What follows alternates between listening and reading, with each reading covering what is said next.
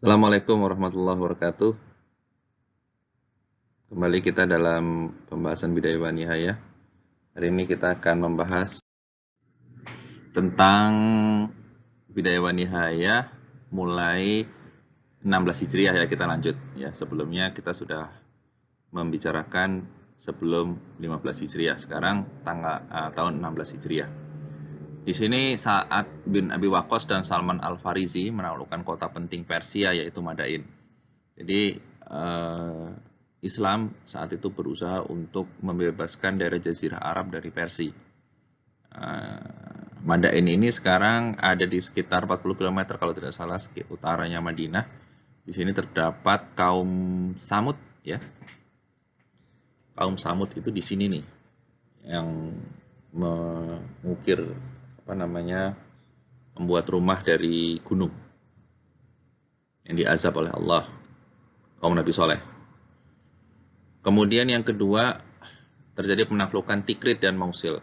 Ini juga di bagian di Irak. Karena Persia ini kan sekarang di Irak. Ini Rusianya dari zaman waktu itu, termasuk negara besar.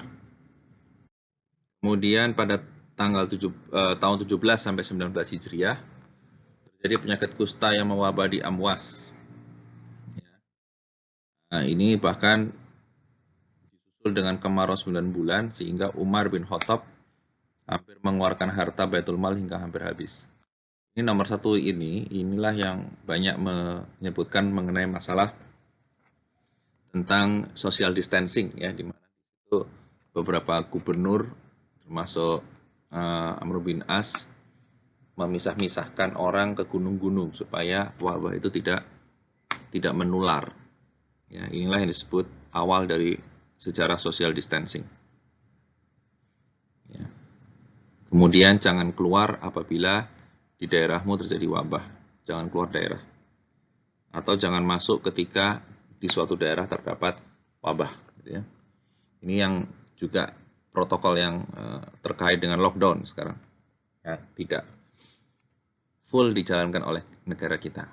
Tapi di Eropa saat ini banyak menjalankan sistem lockdown.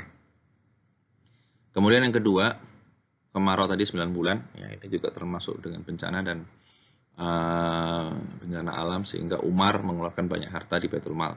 Kemudian Umar bin Khattab berhaji bersama banyak orang, ya, dan tahun 19 Hijriah. Kemudian Ubay bin Ka'ab wafat, ya. Ini adalah ahli qiraah di zaman Rasulullah. Ya, bahkan beliau juga ikut di dalam Baiat Aqobah, ya, berarti beliau adalah orang Ansor dan ikut dalam perang Badar, juga dalam beliau masuk di dalam golongan Khosraj. Ya, jadi di Madinah ada dua, Aus dan Khosraj, yang bersatu melebur di dalam Ansor. Kemudian tahun 21 Hijriah terjadi penaklukan di Nawahan di Persia. Itu pasukan Persia dan Muslim saling beradu kekuatan dan panglima Muslim saat itu adalah An-Nu'man bin Muqarrab. Ini Persia dan Romawi ini adalah orang-orang negara-negara besar. Kalau saat ini Rusia dan Amerika gitu ya. Persia ini Rusianya nih. Ya, saat itu umat Islam sudah berani mengalahkan Rusia.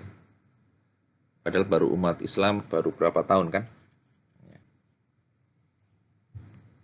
Masih puluhan tahun tetapi sudah berani melakukan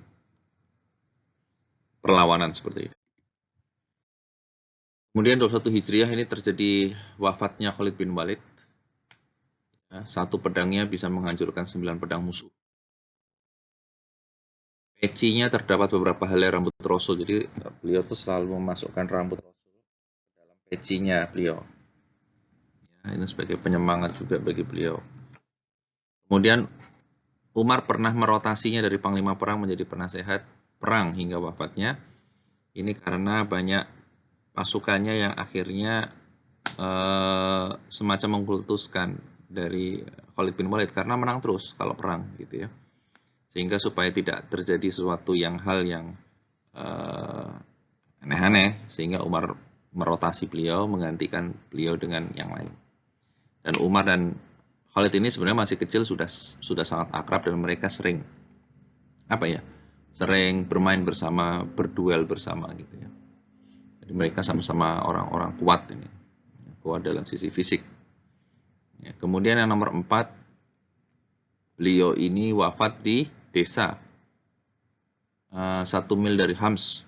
Ya, jadi beliau wafatnya tidak di perang, medan perang, tetapi di desa, sehingga beliau pernah menangis ketika mau wafat karena tidak diwafatkan dalam kondisi syahid dan di dalam peperangan, maksudnya ya, tidak syahid di dalam peperangan, tapi istrinya akhirnya memberitahu bahwa sesungguhnya engkau adalah Saifullah atau pedang Allah yang dijaga oleh Allah supaya tidak rusak, hingga beliau meninggal dengan tenang. Di sini Khalid adalah anaknya paman Umar bin Khattab, ya. Jadi mereka masih saudaraan. Mereka pernah berkelahi, ya, waktu pada saat masih kecil, hingga Umar diperban betisnya. Jadi mereka sudah sangat akrab.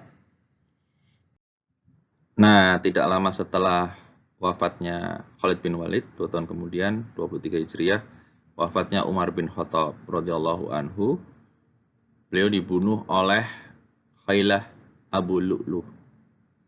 Yang makamnya Khailah Abu Lu'lu ini sekarang diperbagus oleh orang-orang Syiah, karena orang-orang Syiah sangat tidak menyukai Umar bin Khattab. Tetapi Rasulullah pernah bersabda, kelak nanti ada sebuah pintu besar yang akan hancur, dan saat itulah ketika pintu itu hancur, maka fitnah itu masuk ke dalam umat Islam. Dan pintu besar itu adalah Umar bin Khattab.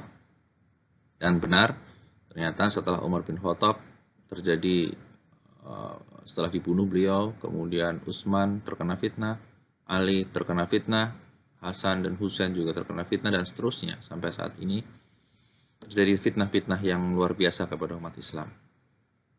Kemudian Rasul pernah berkata mengenai Umar bin Khattab bahwa selembut-lembut umatku adalah Abu Bakar, dan Rasul menyamakan beliau dengan Ibrahim alaihissalam, dan sekeras-keras umatku adalah dalam perkara agama adalah Umar bin Khattab, dan beliau menyamakan Umar dengan Musa alaihissalam yang tegas terhadap Yahudi. Itu saja yang bisa kita sampaikan.